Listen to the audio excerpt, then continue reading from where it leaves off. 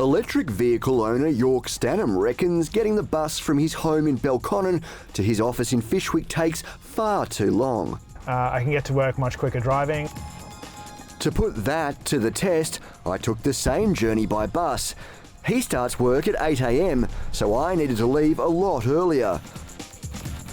While I was waiting for the bus, at home, York is starting his day. The first bus arrived while York's making his breakfast. The bus was bound for the Belconnen town centre. There, I had to change buses.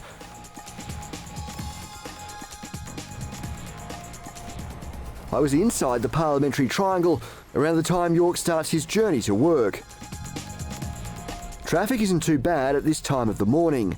My bus ride ends on Canberra Avenue, and then I had to walk for around a kilometre to get to York's office, and I was still walking as he arrives.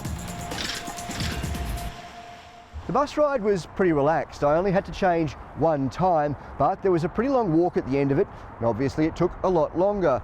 But it's not just the time that it takes that has many Canberrans second-guessing using public transport.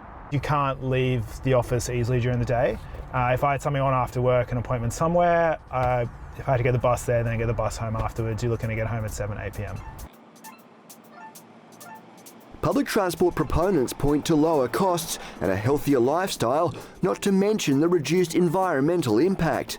But the ACT is the leading Australian jurisdiction for uptake of electric vehicles. And for the near future, the car is expected to remain king. Many of the trips that occur on our roads are for business purposes, as people delivering goods and services, and therefore they need a car, and families rely on their car to get kids to school and home, to do the shopping. So are more roads the solution to speeding up and simplifying journeys?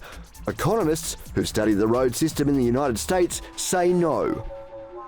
Researchers found duplicating or building new roads just creates new drivers, and congestion remains unchanged. And we saw that when you added highways, then in pretty short order you saw the increase in traffic. And this has already happened in Canberra.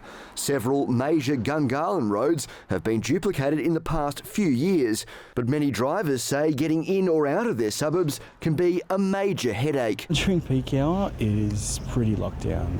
Yeah, it's pretty hard. Adds about 20 minutes to my commute. The roads are not wide enough, the traffic doesn't flow, it's horrendous. It doesn't bother me. I've been in other cities where it's the traffic is much worse. Public transport is often spruiked as a congestion buster.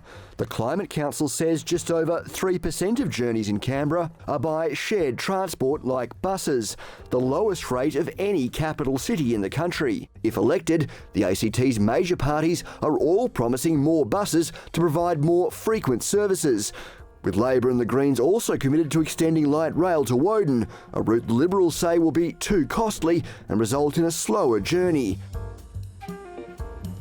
Professor Turner says the US study found additional public transport has the same impact on congestion as building more roads. If you take some people off the roads to ride bus rapid transit or a light rail system, then that's just like freeing up capacity, and so you expect the same sort of response. Professor Turner says the only proven solution to congestion is charging congestion fees for people to drive in certain areas of cities, but reducing the need for travel in the first place by providing office space and services in suburban areas is another option to ease or eliminate daily commutes.